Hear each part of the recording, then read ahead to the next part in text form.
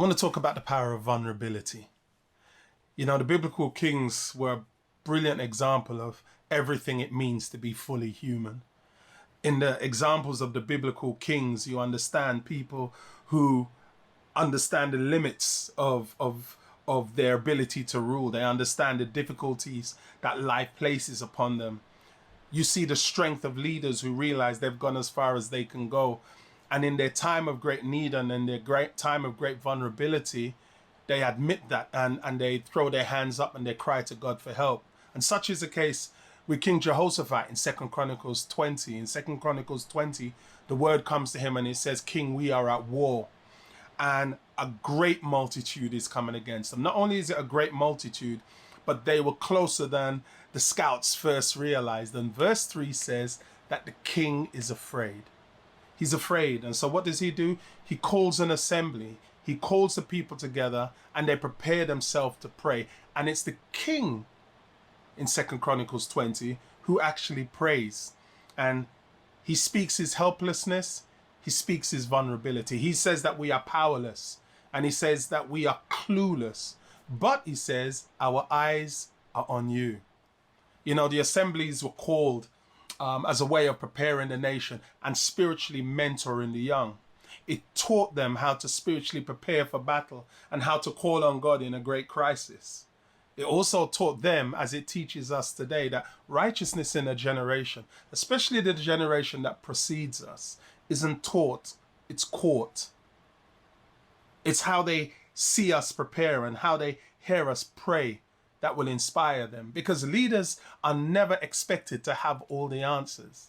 Leaders, however, are expected to lead people to where the answers can be found. The king prays experientially. And if people are going to hear our prayers, let them hear the prayers that come out of a life lived in journey with God from day to day, not the made up ones that sound good on a Saturday and on a Sunday morning. The king asks God 4 questions. 4 questions. The first question, he says, "Are you not God?"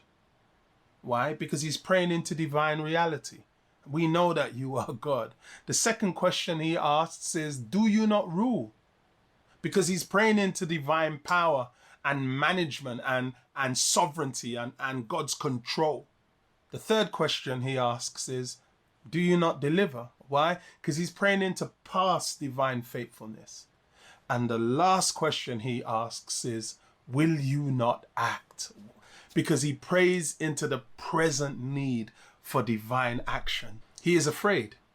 Listen, the king is afraid, but he's not praying into a vacuum of nothingness. He is taking his fear to God and pulling God into the center of his fearfulness. He is reminding God and himself and affirming before the people who God is, who God has been, who God continues to be, and in this space, who God needs to be. And it was in those moments,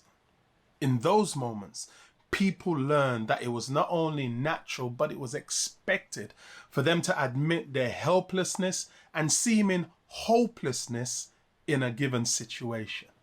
People learned how to pray divine reality into the human drama of everyday life. We are powerless, we are clueless, but our eyes are on you.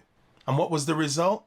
The result was the Spirit of God moved on a young person, and they stood up in the midst, in the congregation, and they said, "Do not be fearful and do not fear. The battle is not yours, it's the Lord's." When young people see the power of our vulnerability mixed with the unshakable faith in God, they will be inspired.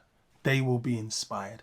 And when people who have no faith, but who look to us or look at us from a distance, see us admit we don't have all the answers, no.